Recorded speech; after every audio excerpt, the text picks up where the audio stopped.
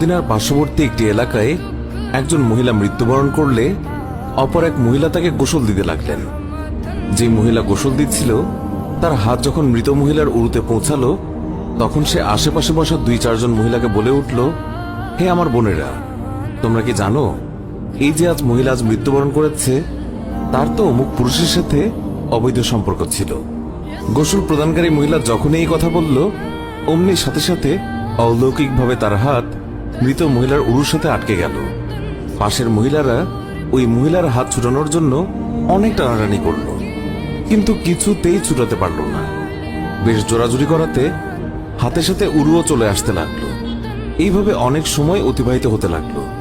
মৃত মহিলার আত্মীয় স্বজনেরা বলতে লাগলো, বিবি এই যে দ্রুত গোসল শেষ করুন, সন্ধ্যা হয়ে আসছে, জানাজা শেষে আমাদেরকে দাফন করতে হবে। মহিলাটি বলল, আমি তো তোমাদের মৃত মহিলাকে ছাড়তে চাই, কিন্তু সে আমাকে ছাড়তে চায় না। এইভাবে রাত হয়ে গেল আর তার হাতও উরুর সাথে আটকেই রইল। ভোর হলো কিন্তু ওইভাবেই রইল। তখন সমস্যার জটিলতা দেখে মহিলার পরিবারের সদস্যগণ ওলামায়ে কেরামের কাছে গেলেন এবং একজন আলেমকে বললেন, মৌলভী সাহেব, একজন মহিলা অন্যজনকে গোসল দিচ্ছিলেন, তখন তার হাত মৃত মহিলার উরুর সাথে আটকে গেছে, এখন কি করা যায়? তিনি ফতোয়া দিলেন, ছুরি দিয়ে জ্যান্ত মহিলার হাত কেটে দাও। তখন গোসল প্রদানকারী মহিলার আত্মীয়রা বলল, আমরা আমাদের মহিলাকে ত্রুটিযুক্ত বানাতে চাই না, আমরা তার হাত কাটতে দেব না। সবাই অন্য মৌলভীর কাছে গেলেন, তাকে সবকিছু বললে তিনি বললেন, ছুরি দিয়ে মৃত মহিলার গোশত আলাদা করে দাও।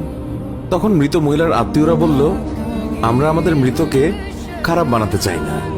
এইভাবে 3 দিন 3 রাত অতিবাহিত হয়ে গেল। প্রচন্ড গরম ছিল, সূর্যের তাপ ভয়াবহ রূপ ধারণ করল, ফলে দুর্গন্ধ ছড়াতে লাগল। আশেপাশের অনেক এলাকায় খবর ছড়িয়ে পড়ল।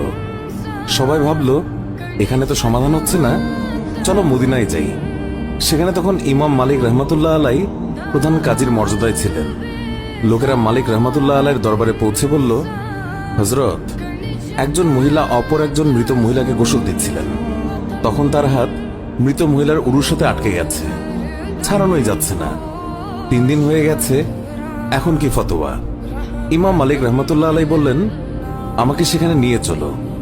সেখানে গেলেন এবং চাদর দিয়ে আড়াল দেয়া হলো। তারপর পর্দার ওপাশ থেকে দাঁড়িয়ে গোসল প্রদানকারী মহিলাকে তিনি বললেন, বিবি, যখন তোমার হাত আটকে যায় তখন তুমি কিছু বলনি তো? মহিলা বলল, আমি শুধু এইটুকুই বলেছি, এই যে মহিলা মৃত্যুবরণ করেছে তার তো